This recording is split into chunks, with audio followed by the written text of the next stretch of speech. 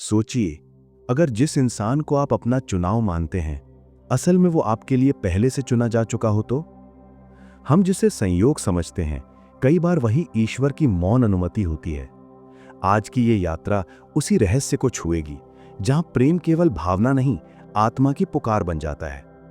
कभी आपने महसूस किया है कि किसी एक व्यक्ति से मिलते ही भीतर कुछ जाग उठता है, जैसे वर्षों से बंद किसी मंदिर में एक साथ दीप जल गए हों? ये सिर्फ आकर्षण नहीं होता। परमहंस योगानंद कहते हैं, ये आत्मा की पहचान है। मन सोचता है मैंने चुन लिया, लेकिन सच्चाई कई बार उल्टी होती है। पहले आत्माएं चुन ली जाती हैं और बाद में मनुष्य उस योजना को जीता है। प्रेम तब जन्म लेता है जब परम सत्ता दो दिलों के बीच से अदृश्य पर्दा हटा देती है। तब शब्द कम पड़ जाते हैं, तर्क हार जाता है और हृदय बिना कारण जान लेता है कि कुछ पवित्र घट रहा है। आज की दुनिया प्रेम को कहानी, आदत, जरूरत या सौदे की तरह देखती है। कोई कहता है प्रेम समझौता है, कोई कहता है ये केवल खिंचाव है। पर योगानंद की दृष्टि में प्रेम आत्मा का विस्तार है। जब ईश्वर अनुमति देते हैं, दो अधूरे जीवन एक दूसरे के सहारे पूरे होने लगते हैं। उस पल व्यक्ति को कारण समझ में नहीं आता, पर भीतर एक शांति सी उतरती है, जैसे किसी ने कह दिया हो, हाँ, अब सही दिशा शुरू हुई।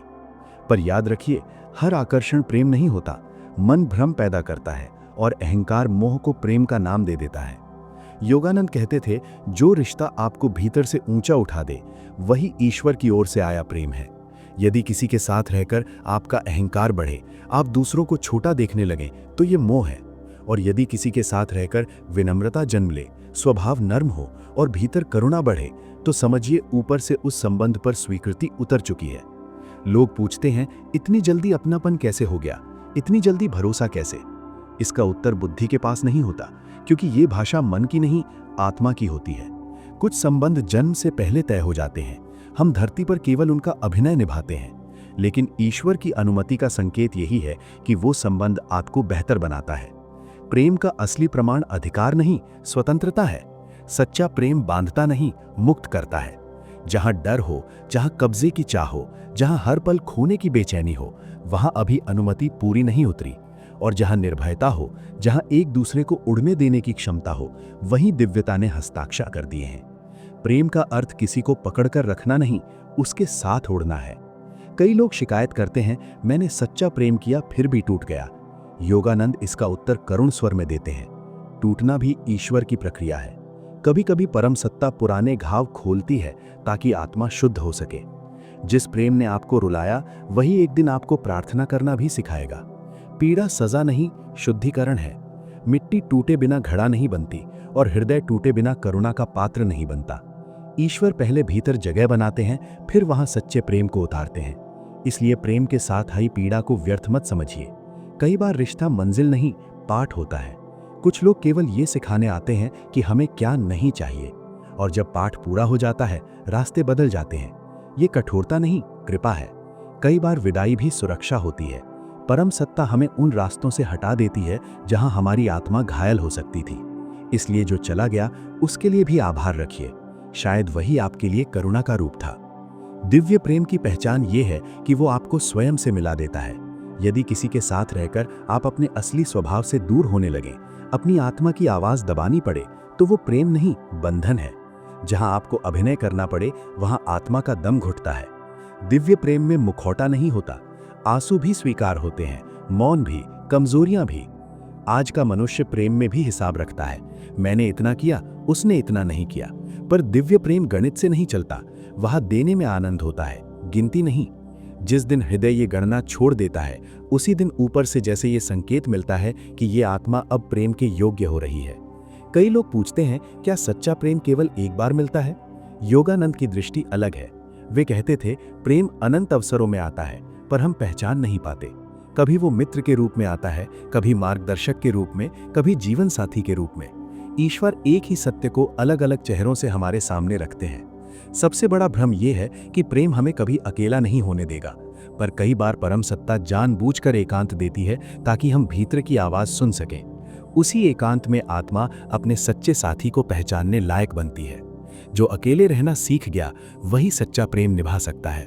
स्त्री और पुरुष का मिलन तभी पवित्र बनता है जब दोनों के बीच ईश्वर तीसरे केंद्र के रूप में उपस्थित हों। जहाँ केवल शरीर और भावनाएं हों, वहाँ रिश्ता मौसम की तरह बदलता रहता है, और जहाँ प्रार्थना जुड़ जाए वही रिश्ता मंदिर बन जाता है। आपने देखा होगा, कुछ लोगों की उपस्थिति में मन अपने आप शांत हो जाता है, शब्द कम पड़ते हैं और मौन बोलने लगता है। ऐसे लोग आपके पूर्व जन्मों के साथी हो सकते हैं या ईश्वर द्वारा भेजे गए संकेत। उनका उद्देश्य केवल साथ रहना नहीं, आपको आपके असली स्वरूप की याद दिलाना होता है। हम अक्सर किसी व्यक्ति में ईश्वर को खोजने लगते हैं, और जब वो इंसान गलतियां करता है तो विश्वास टूट जाता है। कारण ये है कि हमने स्रोत गलत जगह रख दिया। योगानंद सिखाते हैं, व्यक्ति से प्रेम करो पर भरोसा ईश्वर पर रखो, तब चोट भी आशीर्वाद बन जाती है। इस संसार में कोई रिश्ता संयोग नहीं। जिनसे हम सबसे अधिक प्रभावित होते हैं वे हमारे भीतर सोए हिस्सों को जगाने आते हैं। कभी वही लोग सबसे अधिक रुलाते भी हैं, क्योंकि जागरण आसान नहीं। परम सत्ता प्रेम के माध्यम से ही आत्मा की सफाई करती है। दिव्य संबंधों में शब्द कम, अनुभूति अधिक होती है। वहां अहंकार पिघलता है जैसे धूप में बर्फ। और यदि किसी रिश्ते में लगातार सफाई देनी पड़े, खुद को साबित करना पड़े, तो समझिए अभी अनुमति पूरी तरह नहीं उतरी। प्रेम सरल होता है, जटिलता मन जोड़ता है। हमारे भीतर एक गहरी प्यास होती है कि कोई हमें पूरी तरह समझ ले, पर पहले हमें स्वयं को समझना पड़ता है। जिस दिन व्यक्ति अपने भीतर ठहर जाता है, उसी दिन ईश्वर उसके जीवन में वो आत्मा भेजते हैं जो बिना कहे सब समझ ले। योगानंद का संदेश यही था, प्रेम को साधना बना दो। जैसे ध्यान में श्वास को देखते हैं, वैसे प्रेम में अपने भावों को देखो। ईर्ष्या आए तो पहचानो, क्रोध आए तो स्वीकार करो, असुरक्षा उठे तो उसे भी देखो। धीरे धीरे प्रेम शुद्ध होगा और एक दिन वही प्रेम प्रार्थना बन जाएगा। दिव्य प्रेम शोर नहीं करता, वो धीरे धीरे जीवन बदल देता है। आदतें, भाषा, देखने का ढंग। लोग बाहर से कारण खोजते हैं, पर असली कारण भीतर घट चुका होता है। और एक सत्य ये भी है, ईश्वर किसी को वंचित नहीं रखते। हर आत्मा के लिए कहीं ना कहीं वैसा ही प्रेम प्रतीक्षा करता है जैसा उसके विकास के लिए जरूरी है। देर हो सकती है, अन्याय नहीं। इसलिए हृदय को कठोर मत बनाइए। जिसने भी आपके जीवन में कदम रखा, उसे संदेश मानिए। कुछ लोग फूल बनकर आए, कुछ कांटे बनकर, पर दोनों ने चलना सिखाया। प्रेम अंत नहीं, आरंभ है। उस यात्रा का आरंभ जो मनुष्य को मन से उठाकर आत्मा तक ले जाती है। जब ये समझ उतरती है, तब व्यक्ति किसी एक चेहरे में नहीं, हर धड़कन में ईश्वर को देखने लगता है। और तब वही अनुमति पूरी तरह फलित होती है जिसे हम सच्चा प्रेम कहते हैं। अब अंत में एक कोमल बात समझिए, प्रेम का अर्थ किसी को पा लेना नहीं और स्वयं को खो देना भी नहीं। प्रेम का अर्थ है ईश्वर में जाग जाना। जो मिला वो भी परम सत्ता की कृपा थी, जो नहीं मिला वो भी करुणा थी। इसलिए भरोसा रखिए, जो आपके लिए रचा गया है वो आपको ढूंढ ही लेगा। रास्ते टेढ़े हो सकते हैं, समय कठिन हो सकता है, पर दिव्य योजना भूल नहीं करती। जब हम प्रेम के योग्य बनते हैं, तभी प्रेम घटता है। ईश्वर की अनुमति बाहर से नहीं, हमारे भीतर की पवित्रता से उतरती है। प्रार्थना यही है कि आपके जीवन में ऐसा प्रेम आए जो आपको ईश्वर के और निकट ले जाए, जो आपको छोटा नहीं विशाल बनाए, और जिसके स्पर्श से आपकी आत्मा कह उठे, हाँ, यही वो अनुमति थी जिसकी मुझे प्रतीक्षा थी।